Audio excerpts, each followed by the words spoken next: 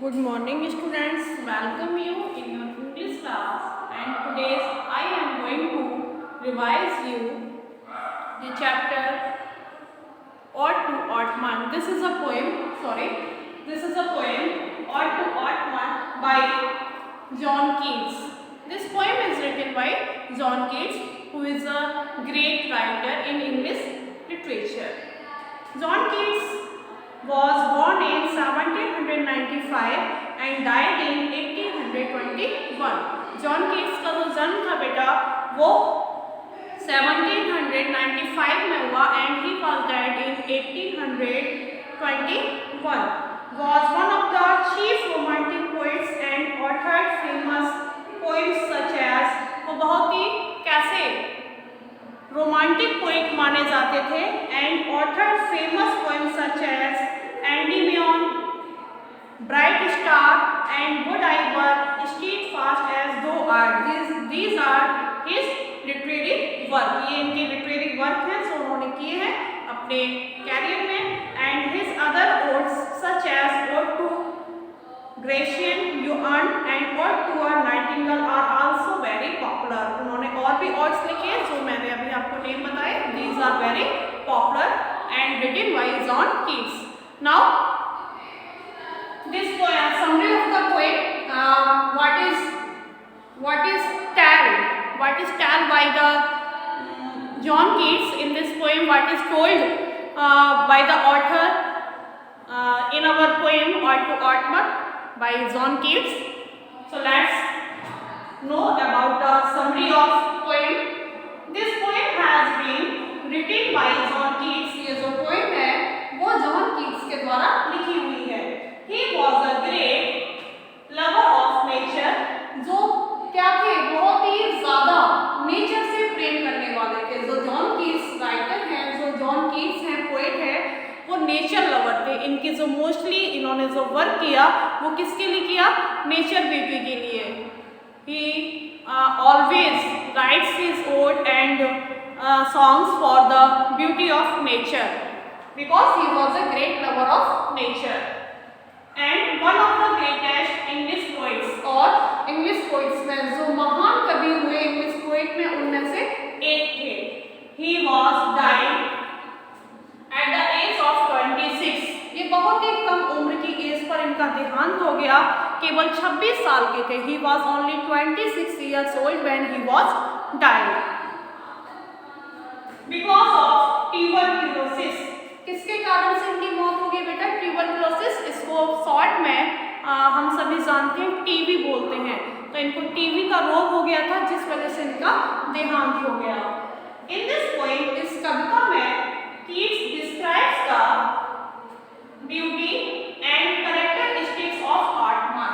यहाँ पर जो पोएम है ऑड टू ऑटमन, इसमें कवि ने क्या किया है, नेचर की सुंदरता और कैरेक्टरिस्टिक्स ऑफ ऑटमन इसके बारे में डिस्क्राइब किया. ऑटमन ऋतु से आप समझते होंगे बेटा, सीजन जो होता है, ऑटमन सीजन जो होता है उसे हम पतझड़ बोलते हैं इन हिंदी. पतझड़ के जो मौसम में सुंदरता होती है उसके बारे में यहाँ पर कवि ने डिस्क्राइब किया है. इन फर्स्ट स्टैंजा, पहले स्टैंजा में, मतलब here the poet wants to tell you about the first stanza.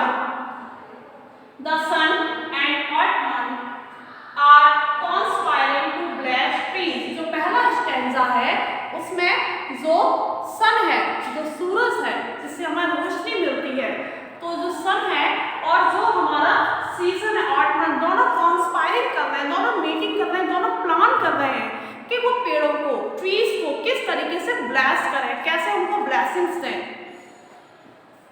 With fruits, कैसा ब्लेस देगा, पेड़ों पर जो फ्रूट्स आते हैं वो कैसे पके, मतलब राइप कैसे हो वो. तो विद फ्रूट्स, पेड़ों को वो ब्लेस करें फ्रूट्स के साथ.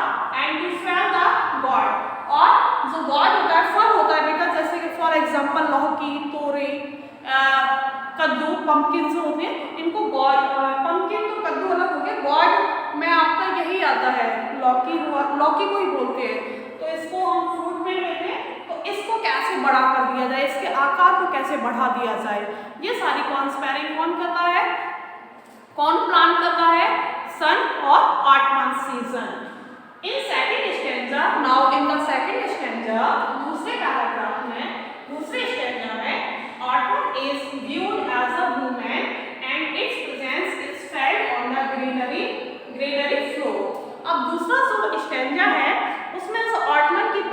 है वो एक वुमेन के रूप में क्या की गई है, प्रेजेंट की गई है, रिप्रेजेंट की गई है।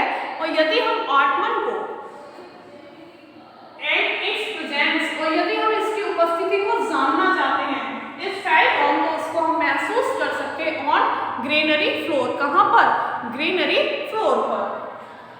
Now in the third stanza the musical accepts of ottoman is viewed। तीसरे स्टैंजा में, जो थर्ड स्टैंजा है, उसमें ऑटमन के जो म्यूजिकल इंस्ट्रूमेंट्स हैं, मतलब हम पतझड़ में किन किन चीजों से एक्सेप्ट कर सकते हैं कि हमें म्यूजिक सुनाई देता है, ऐसे कौन से पक्षी हैं, ऐसे क्या म्यूजिकल इंस्ट्रूमेंट्स हैं in autumn season that we can feel music from that, जिससे हम क्या कर सकें, म्यूजिक को फील कर सकें। It can be here in breathing of full of ground lands. ये हमें इससे पक्षियों के चहचहाने से सुनाई देता है। सॉन्ग्स ऑफ क्रिकेट्स आप जानते होंगे झींगुर को बोलते हैं। तो झींगुर का जो गीत होता है ना, झींगुर आप सब करते हैं ना, गुनगुनाते हैं, वो घूम घूम करके करते हैं, तो उससे भी हमें म्यूजिक क्रिएट होता है, हमें सुनाई देता है कि क्रिकेट जो है, songs of cricket that is here in the season of ottoman. तो हमें पतझड़ के मौसम में किसका, झींगुरों का सॉन्ग भी सुनने को मिलता है। And twittering of sparrows in the sky, और आकाश में हमें किसका, पक्षियों के चहचहाने का। एंड स्वैलो बोलते हैं बेटा अबाबिल को। स्वैलो भी पक्षी होता है जो आकाश में उड़ता है, और इसको इन हिंदी हम क्या बोलते हैं, अबाबिल को। तो in autumn season we can hear the song of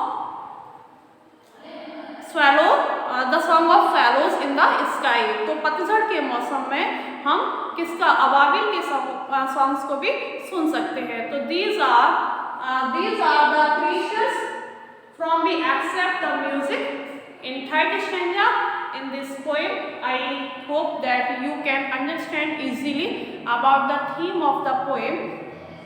मैं समझती हूँ बेटा कि आपको अच्छे से समझ में आ गया होगा, because you all read about the explanation of the poem in starting of your class। आपने स्टार्टिंग में ही अपनी क्लास में ये जो पोएम है इसके एक्सप्लेनेशन को पढ़ा हुआ है, सुना हुआ है। तो आपको इसका जो समराइज मैंने किया है ये आपको इजीली क्या हो गया होगा, समझ में आ गया होगा। और बेटा समराइज को समझने के लिए जो मैंने आपको समराइज किया है, जो समरी यहाँ पर मैंने आपको क्रिएट की है, बताई है, ये जो समरी है पोएम की, इसको समझने के लिए पहले आपको एक्सप्लेनेशन को सुनना बहुत जरूरी है। मींस जो आपको टीचर ने पढ़ाया था, एक्सप्लेनेशन कराया था इसका, तो उसको पहले सुन लीजिए। आप सभी के पास होगा, क्योंकि पहले एक्सप्लेनेशन करा दिया जा चुका है, सबके पास होना चाहिए, सबको पता होना चाहिए कि इस पोएम में क्या एक्सप्लेनेशन है। तो पहले आप उस एक्सप्लेनेशन को सुन लीजिए, आफ्टर इट आप समरी को सुनेंगे तो आपको अच्छे से समझ में आ जाएगा कि पोएम में क्या है। I hope you all understand very well about the summary of the poem Ode to Ottoman that is written by a famous poet John Keats। Now thank you for today, have a nice day and meet in next video।